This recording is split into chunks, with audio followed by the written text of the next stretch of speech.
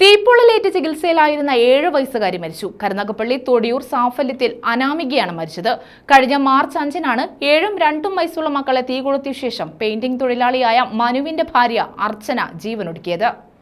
കരുനാഗപ്പള്ളി തൊടിയൂരിൽ തീപ്പൊള്ളലേറ്റ് ചികിത്സയിലായിരുന്ന 7 വയസ്സുകാരി മരിച്ചു. മാർച്ച് 5-നാണ് 7ഉം 2ഉം വയസ്സുള്ള മക്കളെ തീകൊളുത്തിയ ശേഷം തൊടിയൂരിൽ പഞ്ചായത്ത് ഓഫീസിന് വടക്കുവശം സാഫല്യത്തിൽ മനുവിന്റെ ഭാര്യ അർച്ചന ആത്മഹത്യയ്ക്ക് ശ്രമിച്ചത്. പൊള്ളലേറ്റ അർച്ചന അന്ന് തന്നെ മരിച്ചിരുന്നു. തിങ്കളാഴ്ച രാവിലെയാണ് അനാമിക മരിച്ചത്.